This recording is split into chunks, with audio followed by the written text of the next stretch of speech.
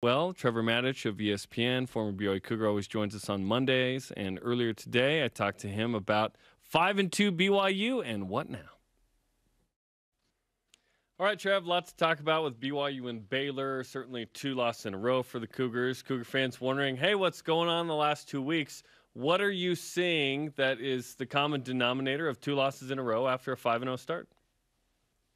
2 physical teams that pushed around the BYU defensive front.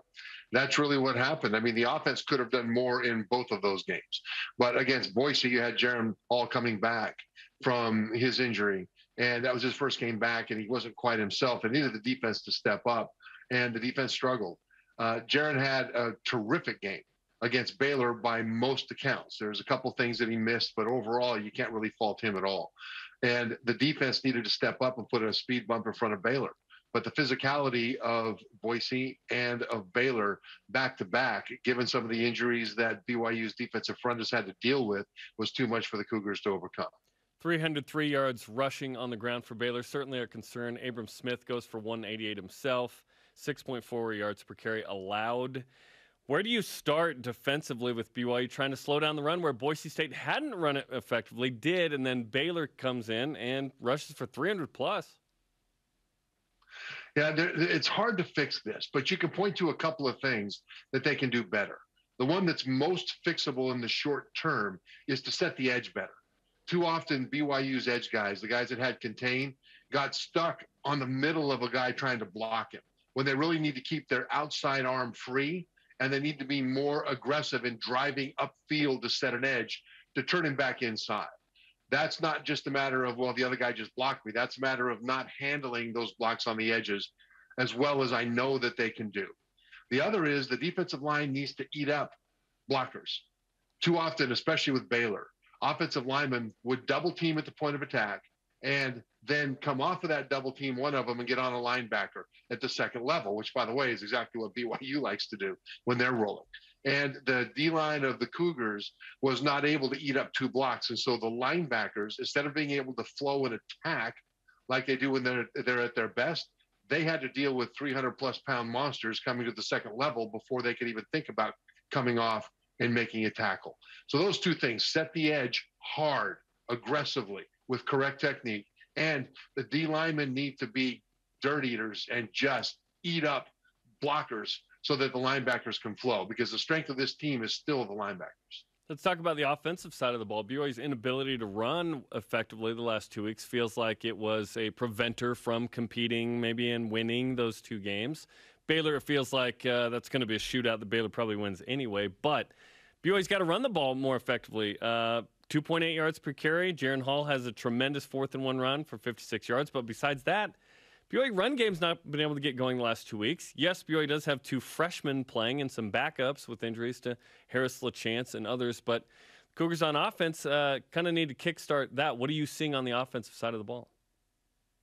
Well, you've got to give some credit to that Baylor defense because they were really good at stopping the run. They focused on that. They knew exactly how to do it, and they did it. I mean, Tyler Algier had, 33 yards? I didn't think the Hoover Dam could hold Tyler Algier to 33 yards rushing, for goodness sake. And so I think that the thing they've got to do from the rushing attack is keep doing what they're doing, keep pounding it. And if the defense comes up and stuffs them, which Baylor did, you've got to go over the top. The thing about going over the top is that they need a little bit more consistency with what they were doing with the throw game. Again, it was really good from a number standpoint. They moved the ball. But if the defense is going to take something away, and if they're good enough to take something away, plan B has to be good enough. And it was to a degree. The thing is, BYU scored 24 points on Baylor, right? Only 2 teams scored more than 20 against Baylor this year so far. And that's Oklahoma State, who is undefeated right now and has a legitimate chance at the playoff. And then Iowa State, who was a team coming into the season that a lot of people thought were potential Big 12 championship contenders. And so those 2 teams scored 24 and 29 points. BYU scored 24 points.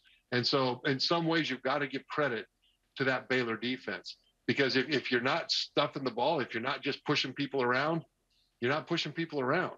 And you've got to go to plan B. And so the pass game did do well, but it wasn't the good pass plays that really mattered in this game. It was the things that weren't working. BYU, they scored from 4 drives. They threw the ball down the field. Jaron had that big run. But there were a whole bunch of 3-and-outs or 4-and-outs. And those are the kinds of things that you can't do, because those are drives that you need to do one of two things. You either need to get down and get points, or you at least need to get a couple of first downs so that you're driving the ball up the field, punting from a more advantageous position, and giving your defense a longer field to defend. And so these are things that the BYU offense has got to kind of look at. Teams that are good can limit your plan A. Plan B needs to be good enough to get it done. And for BYU, plan B is not just throwing, but it's being consistent enough to not have 3 or 4-and-outs so often. Yeah, and there were some catch-up yards and points there, given that BYU was down 3 scores. The game changed a little bit, but all good. When you look at the running attack, I feel like Jaron Hall's rib injury is being underplayed. He clearly is not going to carry the ball in the same way that he carried it against Utah and Arizona State. And Trevor, I would argue without Jaron Hall's legs, I'm not sure BYU wins those games. And then Baylor Romney's concussion plays a huge role here, because if Baylor Romney's healthy, maybe you don't have to play Jaron Hall in a state where one of his best attributes is taken away. I feel like that's a big deal that Jaron, yes, on 4th and 1 ran there. I'm not talking about that. I'm talking about like 8 or 9 carries where he's going to have 50 to 80 yards and affect the game. Baylor Romney hopefully can get healthy. Hopefully Jaron Hall can get healthy, and then BYU can be that team that beat Utah and Arizona State, because I don't think they have the full accoutrement of offensive options right now with those injuries to the quarterbacks. They don't. And really, what team will succeed if that happens? What team at least will not struggle to succeed? And I wouldn't be surprised, I don't know this for a fact, but I wouldn't be surprised if the coaching staff told Jaron to not run as much as he would want to protect himself. And so that might have taken away some opportunities that he may have extended. He may have taken off and run, but he didn't, because he was told not to, because they can't afford to lose him right now again. And so these are things that also affect what he's doing. Will they call fewer potential quarterback runs? I think so. And I think the defense knew that. And so they got into the backfield and they sacked him a lot. They got after him a lot in the backfield. Most of that, I think, was on the offensive line, but Jaron could have absolutely affected that had he been more the runner that he was in the first part of the season. I don't mind that they are protecting him physically. I don't mind that he doesn't want to throw his body around right now, or at least it seems that he doesn't, in order to protect himself. That's what he kind of needs to do. But you're right, Jaron and Jarom. I'm now getting those conflated.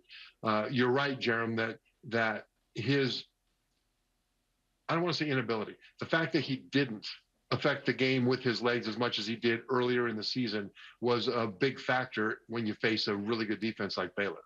Okay, Washington State this week, TBD on Nick Rolovich's situation, right, with the state of Washington and vaccinations and whatnot. Virginia, the Bronco Bowl, I'm calling it, the next week. Then to, Idaho State, bye week, Georgia Southern, you'd think those 2 wins. And then at USC. 5 games left, 5-2. I feel like there's probably 1 loss in there somewhere. Hopeful for 4-1. 5-0 feels aggressive given the last 2 weeks. How many regular season wins do you feel like BYU will end up with? Well, right now it looks like 8 or 9, because, like you said, if they play it out the way that you just described, that's about the way it'll turn out, and that's reasonable because some of those opponents are really good. Washington State, for goodness sake, they've won their last 3 games in a row. All of them against Pac-12 teams that have had some big wins this year. They beat Cal. They beat Oregon State, who's had some big wins this year. If you haven't followed Oregon State, they're really looking good. And then they beat Stanford. And so that's the last 3 games for the Washington State Cougars. So this is a schedule that remains very tricky and very challenging for BYU. But I would say this for fans. I think fans were spoiled with BYU getting into the top 10 and undefeated so deep into the season. And if you would have said preseason that BYU was going to finish, say, 9-3 against this schedule, if you're a fan, what would you have said? I think most people would have said that's pretty good against this schedule, especially since you're replacing now Zach Wilson, an all-timer at quarterback. And so these are things that I think the expectations are the enemy of the success that they are having and can continue to have. Yeah, absolutely. They were altered at 5-0 and number 10, right? And BYU is in the college football playoff conversation. I was saying, no. I felt like 2 weeks ago they were at least 2 losses on the schedule. I just didn't think that happened the next 2 weeks. So I agree with you. If BYU can go 9-3, aka 4-1 in the last 5, with a chance for 10 in a bowl game, you'd finish ranked probably, and you'd probably be preseason top 25 going into next year with a returning quarterback. Who knows if Tyler Allgeier's back, if he continues to have this success, although the last 2 weeks have been different. It's an important stretch here in the going into the final year of independence, but the schedule's kind of tough, right? You got 3 P5s left. Washington State's looking better, so BYU's got to bring it, Trevor, because like you said, this isn't the schedule that BYU's typically played. There have been 7 Power 5s, but there's still a lot to play for. If BYU finishes 9-3 in the regular season, that's a tremendous season. Sure it is. And Jaron, did you just say that you said a couple weeks ago that you saw 2 losses in the season? I still felt like there were 2 losses. In this schedule. Did you say it out loud? Yeah, on the show. Did you say it out loud? Yeah, on the show. Yeah. And then they lost. Listen, I'm not that powerful. I don't believe in jinxes. Come on, Trev. Now listen. No, I don't either. I'm not superstitious. I think it's bad luck to be superstitious. Do the math on that one. But yeah, I think you might have jinxed them. Yeah, the thing is, though, now you look at it from the standpoint of the team, right? The team is looking at one game, Washington State. Is that a winnable game for BYU? Yeah. Yes. If they play up to their capabilities, they can win that game. Is Virginia a game they can win if they play up to their capabilities? Yes. If they stay healthy, if they practice perfectly, and I mean perfectly, every rep of every drill, every game is a winnable game. They could still finish 10-2. 9-3 would still be an outstanding season. 8-4 against this schedule would be respectable. And so, again, looking at it big picture, these are things that fans can look at. From a standpoint of what they've already accomplished, though, I think to date right now is really remarkable what they've been able to do. Having lost so many guys to the NFL and coming out against such a tough schedule early on and being able to get 5-0 in the top 10 from there. Attrition affected them after that. A little bit of making mistakes that they weren't accustomed to, especially the fumbles against Boise, affected them after that. But now they have a chance to reset and keep going. And for the fans, it's all about, hey, big picture, where can they end up when we look back at it in January? But for the team, it is one game. And it's not even one game. It is one drill in practice that they have to do at championship level. And it's not even the one drill. It's this rep in practice. And to stay focused like that is really exhausting. But that's what they need to do in order to finish out the way that they are capable of finishing out. They really need a bye week, but it ain't coming for 3 weeks. They have to play 2 more Power 5s in a row. Okay, you have clamored for years. Hey, when you're a receiver, you got to go get it. You got to go get that ball. How about Puka Nacua on Saturday? 5 for 168 and a touchdown. A man named Puka was absolutely the beast of the day for the BYU offense. He was fantastic. And Gunnar Romney had a good day. There was an Isaac Rex sighting, too. I couldn't believe that. I'm looking up going, oh, hey, they threw the ball to Isaac. That's nice. I'm glad they did that. But Puka, even running the ball, he had one of their longest runs, which isn't saying a lot in this game. But he has been largely uncoverable, and the Baylor defense actually praised him after the game, saying that he's a great athlete and a great player. And they're right. But I'll tell you this, when you get that kind of praise from your opponent, that's high praise, because your opponent doesn't have to praise you. A lot of times they just want to trash talk after they win, but they had praise for Puka. They also had praise, by the way, Baylor did now. Their players, not just their coaches, for the way that BYU conducted themselves with so much integrity and class. And they were very impressed with the culture of BYU that was apparent in the way that they played the game. And Baylor players came out and said that after the game. And I'll tell you what, that is high praise indeed. So you've got Puka being praised as an athlete. You've got the team in general being praised for their class. This BYU team is headed in the right direction. Washington State and BYU coming up Saturday. Trevor, as always, you're not superstitious, maybe just a little stitious. We appreciate the time. No, that's right. It's bad luck to be superstitious, yeah. ESPN's Trevor Matich on BYU Sports Nation. Are you superstitious? Are you a jinx guy? Do you feel like you can jinx things? Yes, I do. Even though realistically I realize that's not possible, logic tells you it's not possible. That doesn't keep me from worrying about it. Greg Wrubell, anti-jinx guy. I am 95% anti-jinx guy. I think there's a little pice of me that I don't believe in it, but just in case I don't do it. Do you think it's my fault BYU's lost? Oh, 100%. No. It's the last 2 losses squarely on your shoulders. It's no question about it. Why am I burdened today?